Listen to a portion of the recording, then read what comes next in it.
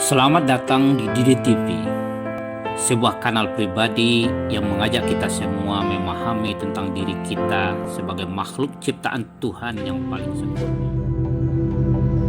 Edisi ini akan membahas perjalanan menuju literasi digital, multiliteracies, dan new literacies.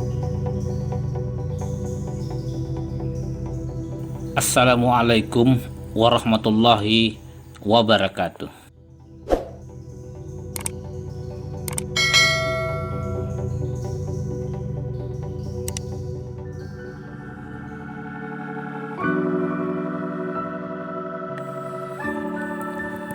Saudara, karena begitu beragamnya pemahaman tentang literasi, dalam satu dekade saja antara tahun 1940 1950 muncul ratusan definisi literasi.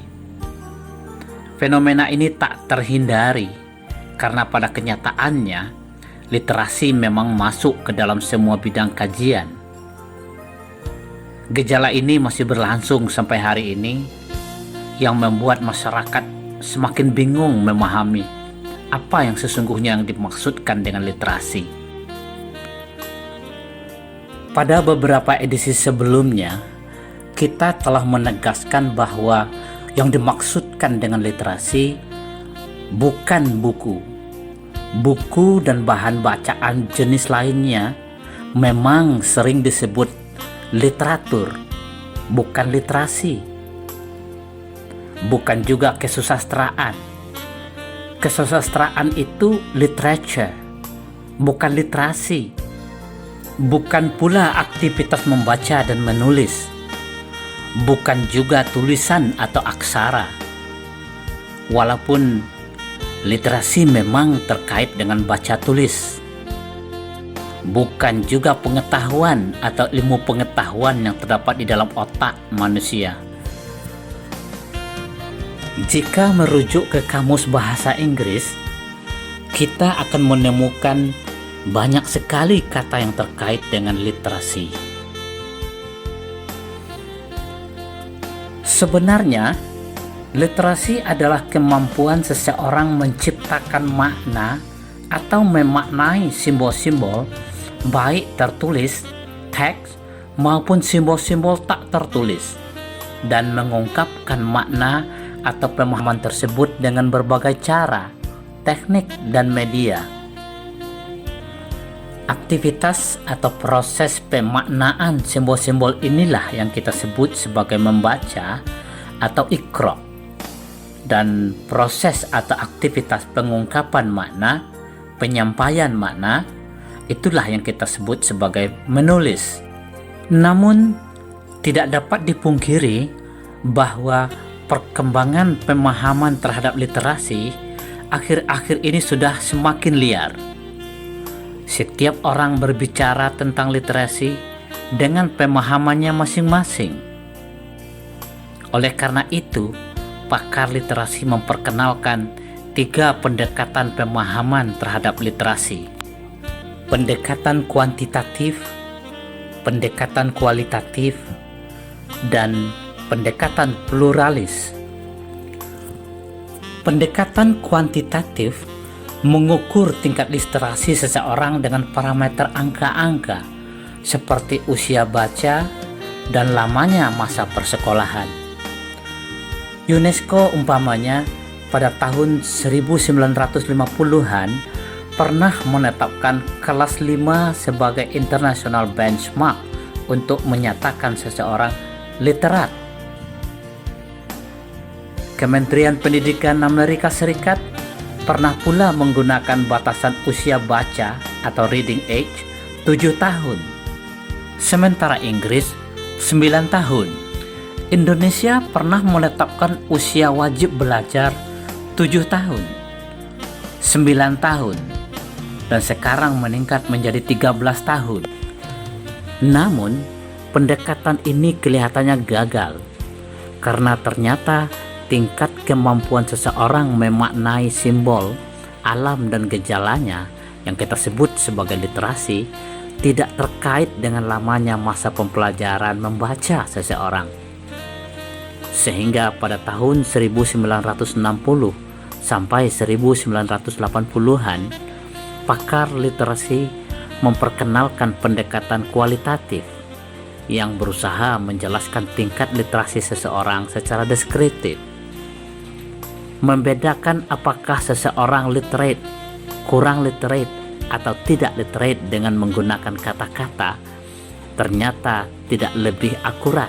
Sehingga lahirlah pendekatan ketiga, pendekatan pluralis, yang berusaha menjelaskan tingkat literasi seseorang dalam konteks di mana ia berada atau berperan. Pendekatan ini menjelaskan tingkat literasi dengan parameter gabungan antara kemampuan memaknai simbol teks dan non-teks, dengan keterampilan teknis yang membuat seseorang mampu berperan serta secara efektif dalam lingkungan di mana dia hidup. Pendekatan inilah yang kemudian melahirkan konsep literasi-literasi baru, new literacies dan multi literacies. Kini semuanya secara latah mendampingkan kata literasi dengan kata apa saja.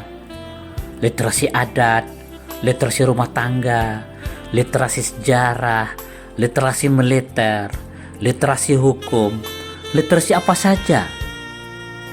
Fenomena ini tidak bisa disalahkan sejauh pemahaman tentang literasi tidak bergeser dari hakikatnya. Kemampuan seseorang memberikan makna atau memaknai, menciptakan makna terhadap sesuatu dan gejalanya, serta menyampaikan makna, pesan dan informasi tersebut dengan berbagai format, bukan pengetahuan tentang sesuatu. Pengetahuan itu adalah hasilnya, output. Dengan demikian, yang dimaksudkan dengan literasi hukum adalah kemampuan seseorang memaknai hukum dan berbagai aspek terkait hukum, bukan pengetahuan tentang hukum. Walaupun pengetahuan tentang hukum memang diperlukan untuk mampu memberikan makna hukum. Begitu juga literasi-literasi lainnya. Saudara, new literacies sebenarnya adalah upaya pemahaman terhadap literasi dari sudut pandang sosio-budaya dengan penekanan pada deskripsi praktik literasi dalam kehidupan sehari-hari. Pendekatan ini memang terkesan bergeser dari keterampilan dasar literasi, baca tulis. Walaupun banyak definisi tentang new literacies, dalam pengertian luas, new literacies adalah istilah umum untuk menjelaskan berbagai praktek literasi yang difasilitasi oleh media baru, multimedia, khususnya media digital yang melahirkan literasi digital, yang sebenarnya berasal dari literasi media yang lahir dari literasi informasi. Literasi informasi itu sendiri sebenarnya adalah kompetensi belajar yang intinya adalah membaca dan menulis. Sedangkan multi literacies adalah kemampuan seseorang menemukanali, identifying, menafsirkan, mengkreasi atau menciptakan dan menyampaikan makna, pesan atau informasi dengan berbagai format komunikasi visual, oral, korporal, musikal, dan alfabetikal. Pendekatan yang dipopulerkan oleh New London Group pada tahun 1996 ini terkait dengan upaya peningkatan kualitas pembelajaran dengan memanfaatkan teknologi informasi. Pada edisi ini dan beberapa edisi ke depan, kita akan membahas salah satu dari new literacies, literasi digital, yang sedang menjadi isu krusial akhir-akhir ini. Secara sederhana, literasi digital adalah kemampuan seseorang berperan secara aktif dalam dunia digital, sebuah dunia maya, virtual, antara ada dan tiada, Ada karena memang kenyataannya ada, namun tiada karena dia tidak berada dalam jangkauan fisik kita. Literasi digital sebenarnya bagian dari literasi media yang merupakan bagian dari literasi informasi yang meliputi kemampuan mengidentifikasi, menemukan, mengevaluasi, dan menggunakan informasi secara efektif. Kemampuan tersebut mencakup 3 ranah domain utama: pengetahuan atau wawasan tentang dunia digital, ranah kognitif; keterampilan menggunakan teknologi digital, ranah psikomotorik; dan integritas serta tanggung jawab sebagai warga dunia maya, ranah afektif. Pengetahuan tentang dunia digital mengacu ke wawasan seseorang terkait seluk-beluk kehidupan digital yang mencakup 2 aspek: perangkat keras atau hardware yang meliputi peralatan teknologi, dan perangkat lunak atau software yang biasa juga disebut dengan sistem, program, atau aplikasi. Walaupun ranah kognitif ini bukan aspek sentral literasi digital, kita tidak bisa menafikan bahwa pengetahuan ini diperlukan. Pengetahuan ini akan tumbuh dan berkembang secara gradual, bertahap, seiring dengan intensitas seseorang menggunakan perangkat teknologi tersebut. Seseorang yang baru beberapa bulan bergelut dengan sebuah perangkat teknologi digital mungkin hanya mengetahui fungsi-fungsi dasar perangkat yang dia miliki. Namun setelah berkecimpung bertahun-tahun dengan peralatan tersebut, ia akan secara alamiah mengembangkan pengetahuannya terkait peralatan tersebut. Begitu pula halnya dengan perangkat lunak, aplikasi.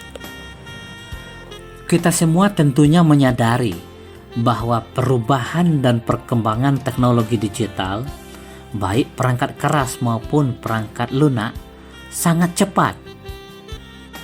Oleh karena itu, setiap pengguna teknologi digital, perangkat keras dan perangkat lunak, setiap saat harus mengupgrade, meningkatkan, dan mengupdate, memperbaharui pengetahuannya terkait dengan dunia digital secara otodidak, lifelong self-learning.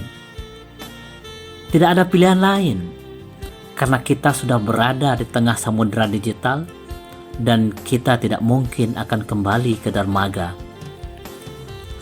Sebagaimana keterampilan motorik secara umum, keterampilan menggunakan teknologi digital memerlukan praktek yang berkesinambungan terus-menerus. Seperti keterampilan bersepeda dan berenang, semakin sering seseorang bersepeda dan berenang, maka semakin terampil dia bersepeda dan berenang. Namun aspek ini bukan aspek krusial dalam literasi digital. Setiap orang bisa terampil menggunakan perangkat teknologi digital sesuai dengan intensitas keseringannya menggunakan teknologi digital.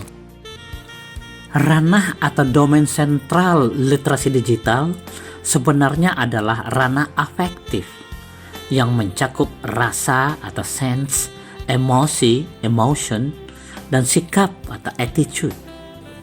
Ranah ini meliputi cara seseorang menghadapi, menanggapi, dan berinteraksi dengan dunia maya dan warganya secara emosional seperti perasaan, penilaian, penghargaan, antusiasme, motivasi, dan sikap.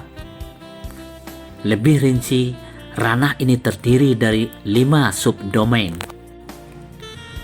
Subranah penerimaan atau receiving, subranah penanggapan atau responding, subranah penilaian valuing, subranah pengorganisasian organizing, dan subranah pembentukan karakter.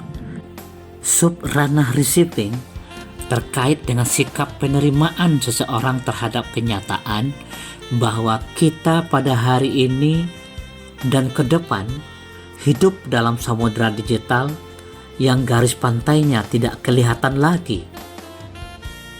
Sikap penerimaan ini bermula dari kesadaran, awareness seseorang terhadap keberadaan dunia digital, mulai dari teknologi, perubahan tatanan masyarakat, sampai ke perubahan pranata sosial dan hukum. Sikap ini kemudian berkembang ke arah kemauan menerima, willingness to receive kenyataan dan keadaan tersebut. Oleh karena itu, ia harus membangun perhatian dan kepedulian secara selektif dan terkendali. Subranah responding terkait dengan sikap seseorang dalam menanggapi kehadiran dunia digital dengan berbagai dampaknya yang meliputi 3 tahap.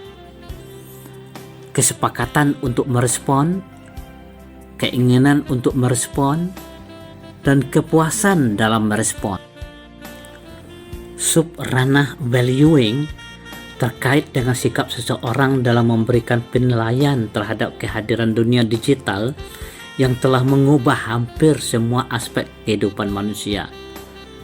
Sikap ini menempuh 3 tahap.